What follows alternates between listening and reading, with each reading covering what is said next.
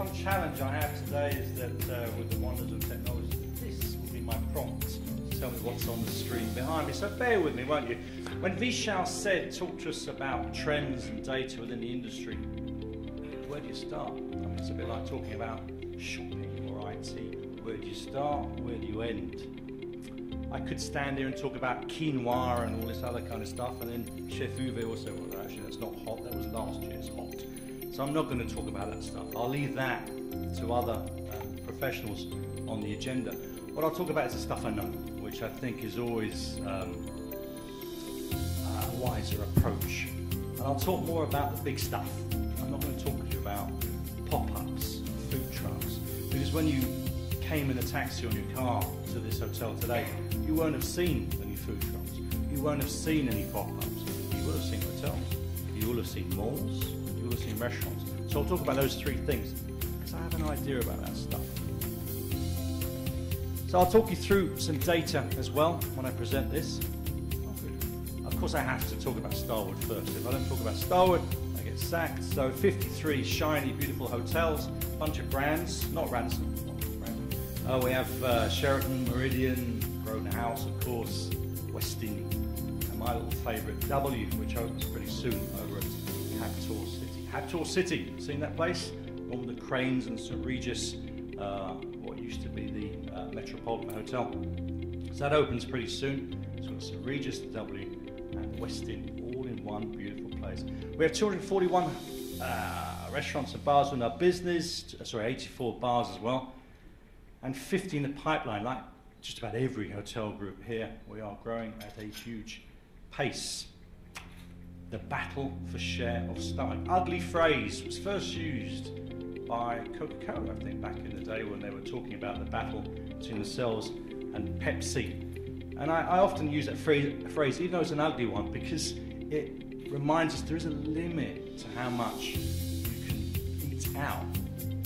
You can't eat a certain amount. You certainly can't eat and drink any more than a few times a week. And sometimes we don't realise that.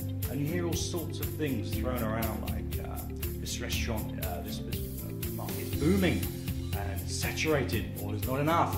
All sorts of things that people band about and throw in data, but they don't actually give you any numbers to actually work from. So hopefully I'll do this in this presentation. So what I want to look at is that little battle, if you like, between malls, which can't have missed the growth of malls, hotels, which have also been growing, and freestanding restaurants that are in neighbourhood areas or in strips along Shakeside Road, etc.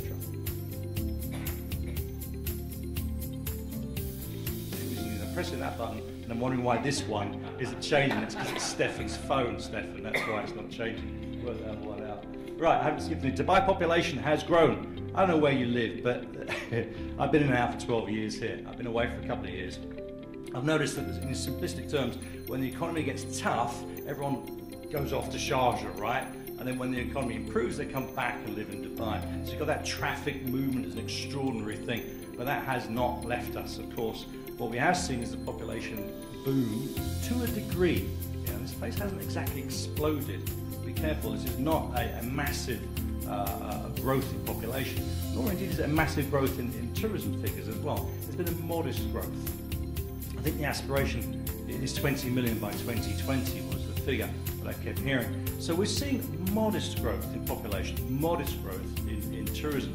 So just be aware that this doesn't mean you can grow your restaurant sector by a multiple of 2 or 3 times. I can remember looking at some data and being involved in collecting some data going back 4 or 5 years ago. And the casual dining sector, casual dining, which doesn't mean food service, quick service, it means where you're served at a table, has grown by a multiple of 6 between the years 2004 and 2011. 6, not 6% or 60%, 600%, extraordinary growth. And it meant that people must have been eating in different places because we'd reached some sort of a ceiling in many ways. Look at the market size here. It has grown over the years, but the projection is the thing that strikes you the most, that in the last 3 years, the market size has grown by about 10%. Now, this is KPMG, so good, robust numbers that we can trust. And they're projecting that by 2018, it grows by 8%. If you're sharp, you say, well, where do they get that projection from? Because How do you collate a figure like that? And I think what they'll have done is interviewed developers, developing malls. I think they'll have asked some of the major Alshires, Altires, the major restaurant companies. They'll have got out of it a figure that is 8% growth for 2018. We also see that over the years there's been steady growth in outlets, but not steady growth in spend. That's been pretty flat, as I think you'd probably expect. Look at this breakdown. Now this is a different source. What's the gentleman's name? The Food Shake. There you go. I like this guy because he's out there and he's stirring things up. He's got a fantastic blog. And the Food Shake issued some data last week. So you've got restaurants at about 9,000 restaurants, 10% licensed. I'll explore that in a moment. Quite a lot deliver, as you can see, and arguably delivery is a huge part of their profit as well. 60 Emirati concepts. If you do your maths, that's a tiny figure out of the total. And that's one thing that does make this market quite unique, is that we don't really have local food. It's coming. There's a few. Al Fanar at Festival City as well is a good example of that. But it is notable that local food hasn't, of course, made an impact. The age-old question, restaurant saturation. Are we at that point? So I asked a person that works for me to run some down and dirty numbers, and so she looked at some numbers for restaurants across the Middle East, very broad geography of 200 million, and worked out the per capita, so how many restaurants per capita. And it is notable when you look at these figures that Dubai stands out significantly higher than Abu Dhabi. 4 times more restaurants than Abu Dhabi, 4 times more restaurants, and 50% more per capita than Abu Dhabi. You could argue that here in Dubai, most of you people live here, we're more socially active. You could argue that. You could argue that the tourist figures inflate that, but we put in there 10% tourism on top of the population figure. So there's an awful lot of restaurants here. There's no public data. Are they making money? Would hate to enter a discussion about that. I don't know if you'll cover that topic. But if you go to Dubai Mall, the rents that are being charged are extraordinary. Good news is payroll costs remain low here. Food costs is okay. Rents are high. So just be aware that when you talk about a booming market, are these guys making money? And also culturally, in the West, if a restaurant fails or underperforms, it disappears. The bank withdraws its overdraft, the suppliers stop delivering. That does not happen here. People keep trading even though they're making a loss. And that's a very unusual factor about Dubai, perhaps even more so than any other part of the Middle East. And I know this from the sharp end because I tried to, a few years ago, I had this bright idea that M&A, merger and acquisition, was going to be the hot thing in the restaurant sector. It was a hot thing in the European, in the West, for 20 years. It still is. M&A. Yeah, you buy, you absorb, you combine. Almost impossible to do here because of pride. A lot of companies just won't sell. They prefer to trade at a loss. But the good news is, what a young, wonderful, vibrant population we have in Dubai, and that's important because that means that people are spending. I spent last week in Europe. I went across from Hamburg down to Prague and across to Brussels, and it is notable how there's a lot more grey hair in Europe. And when they have grey hair, they're less likely to spend money on dining out because they're being a little bit more careful and because they eat less, frankly. I'm finding that as well as they get older, you eat less. So here, this is a young market, which is great news for us restaurateurs. If you haven't noticed, we have Expo coming up, which is good because we'll get that little blip of activity, if you like, where people will be coming here to prepare for Expo. But also when Expo is on itself, it'll be a marvellous catalyst in many ways. More malls coming, we'll talk about that as well. There was one announcement a while ago about Mall of the World, I think it was called here, but that's gone a little quiet. So maybe there's a dose of reality coming in, probably from oil, because oil drives income in Abu Dhabi, Saudi, Kuwait, and a lot of that income ends up here as investment. So it could be there's an element of adjustment, there's a good word, adjustment, where we realise that maybe the growth, historical growth, has been a little bit too ambitious. GDP's good here, and that's the other factor that's pretty key. When you compare us with markets like Doha as well, some of the Qatar rather, some of the highest GDPs per capita on the planet helps the restaurant scene. licensed venues. I'm going to speak about alcohol, if I may. It's an area close to my heart, you know, it was coming close to my heart in that us hotels, don't want to use the word depend, but we capitalise from the consumption of alcohol quite a lot. We are fortunate that it is controlled in this market, and it's led to the continued profitability of hotels and an element of complacency as well. You don't have to go far back in time to find a time when hotel alcohol was only available in hotels.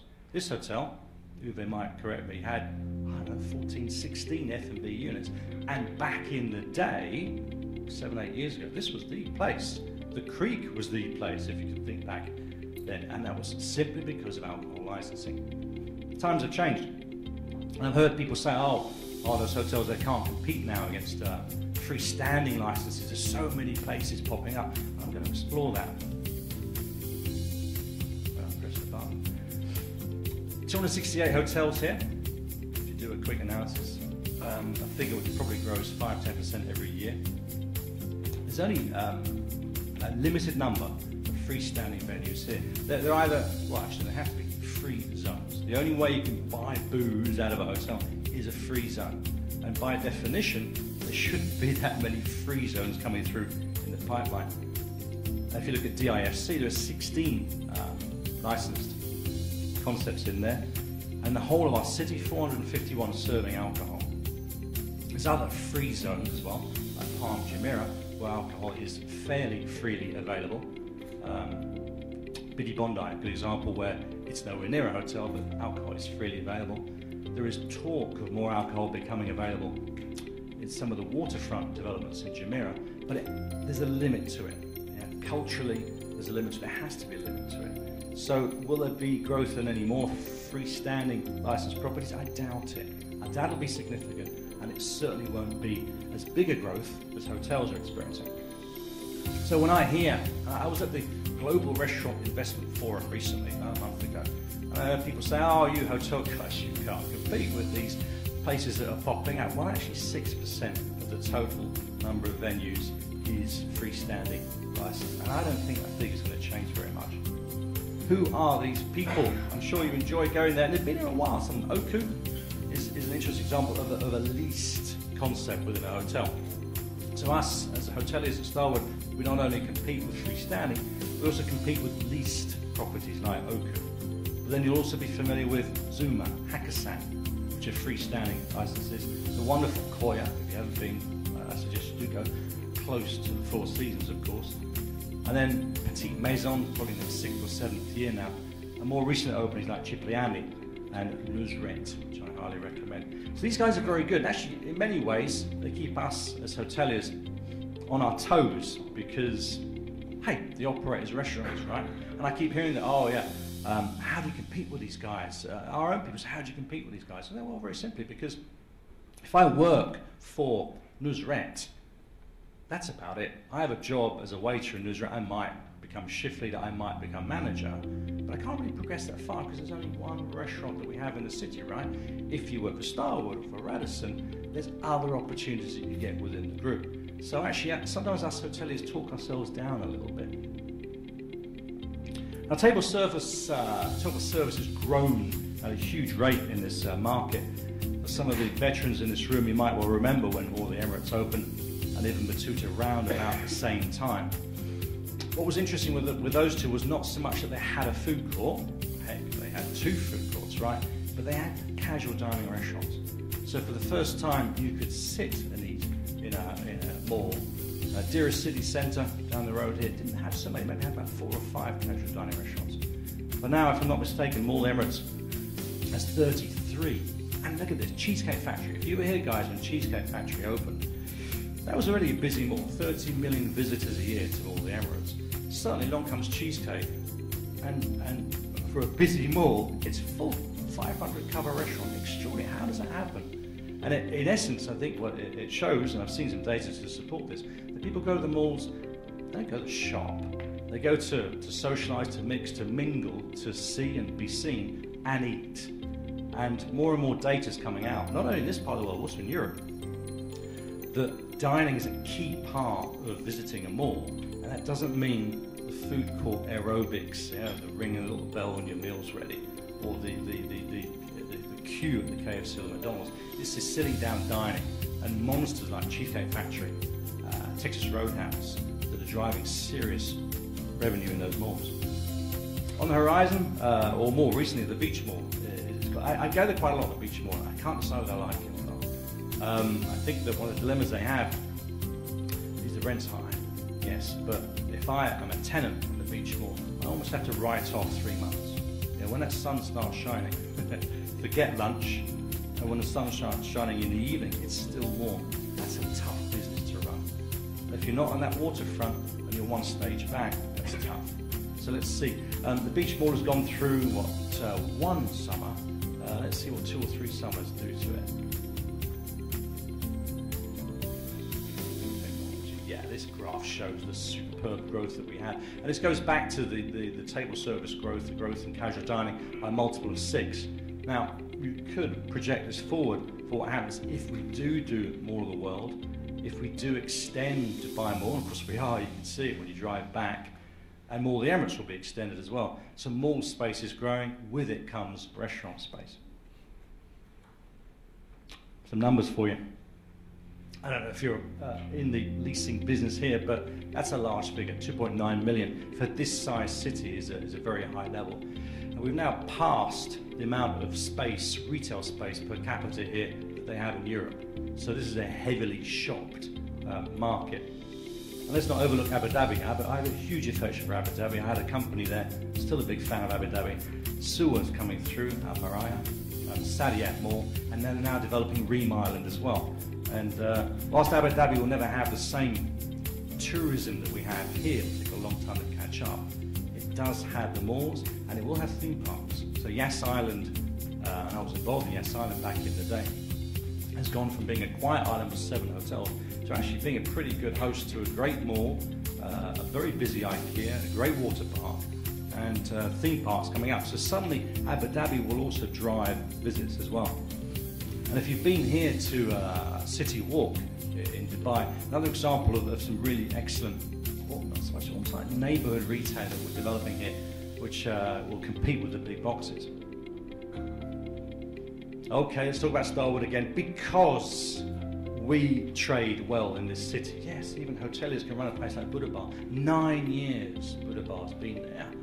And I was in the room when we signed that deal, and I thought, this is risky. There's 2 words you wouldn't normally put together in this part of the world, but let's see.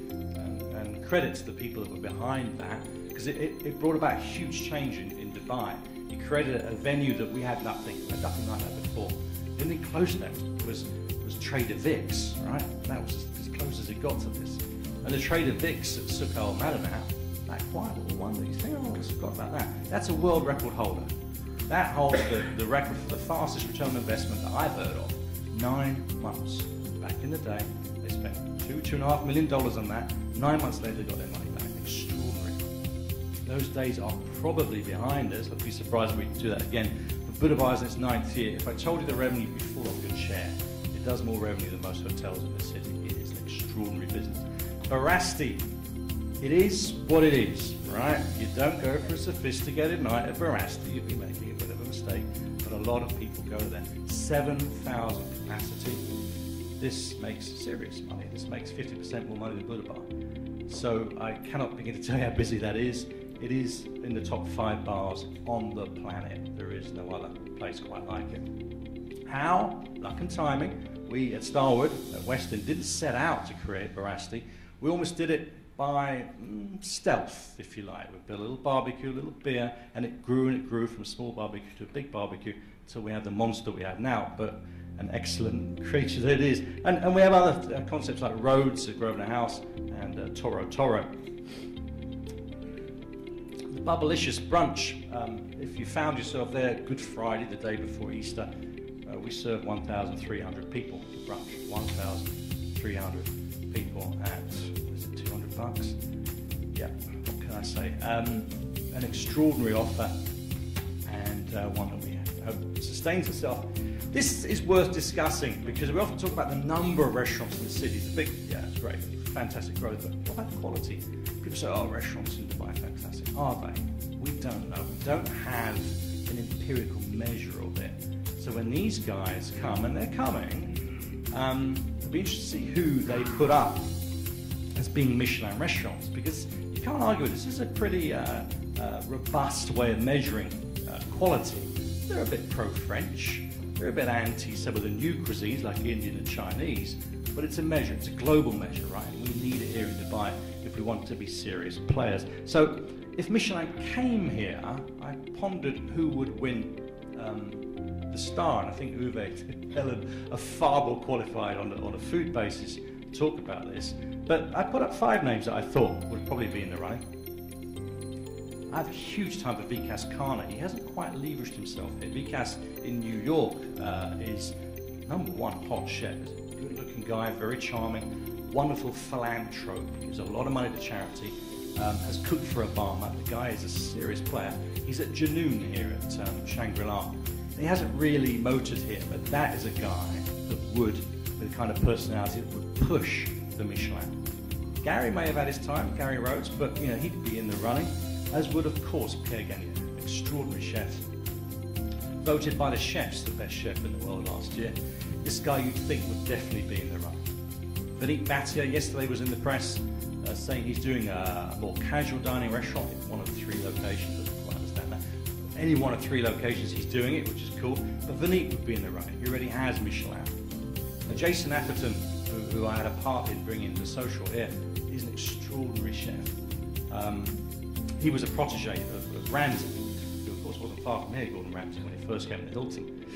I think he's learned a lot from Ramsay in terms of how to run a business. And this guy is good. If you've eaten at the social, the Intercon, an excellent meal.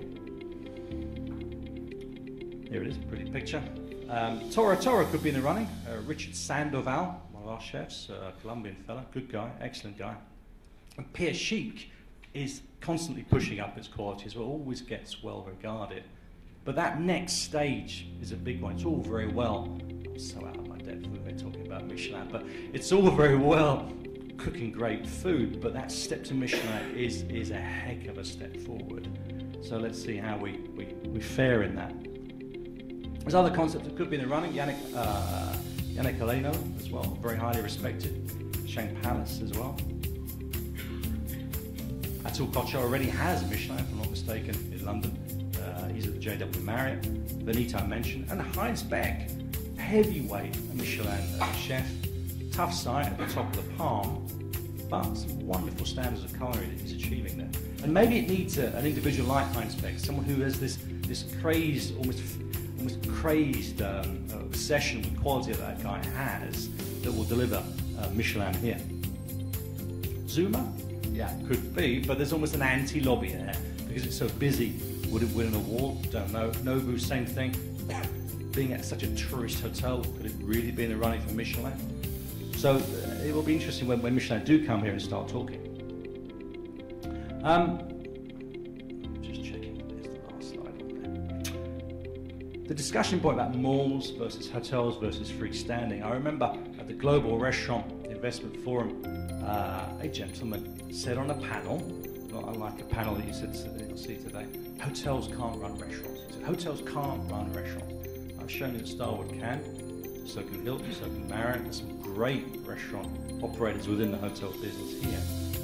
And it got me thinking, which is why we probed into how many licensed properties there were here, up against the hotels, 6%. So that won't change. So I think that if you had to pull out who will dominate the scene going forward, yes, the malls, because of sheer scale, there'll be more malls.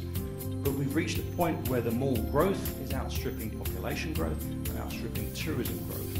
So I think they're fighting for a smaller share. It's inevitable, it has to be the way. Expo will drive numbers, but will it drive significant numbers to build another 3 million square feet of retail space? Will there be more malls? More hotels? Absolutely, there will be more hotels, and each hotel has 4 or 5 restaurants, each of them licensed, and us hoteliers face the challenge of always having to come up with something new and something fresh. So that will always be a challenge for us going forward. So in that battle, who would win the share of stomach? My money's on a mixture of hotels and malls. I think the freestanding guys are getting more interesting. I think there's more interest in the non-alcohol market as well on the freestanding piece. If you saw, 10 minutes, if you saw Rimal Bawadi, it was an extraordinary volume monster, and they got sold, I'm a bit out of time, sold about 6 months ago for an unbelievable amount of money. But the concept is based on shisha. 90% of its net margin is shisha. And tomorrow the government, understandably, could change their view on shisha. They already 5 years ago said, shisha in a restricted room with extraction. What if they say next year, shisha's just not us, it's not from this part of the world, we don't want shisha anymore, it's bad for the kids, and they remove it? What happens to the Rimal Bawadi financial model? So quite an extraordinary sale. So thank you guys, I hope you enjoyed the rest of the day. I've spoken to you about the hotel sector and about the restaurant sector and the mall sector, and I think that the discussions, they will expand on each of those, and happy to see you during the break and answer your questions.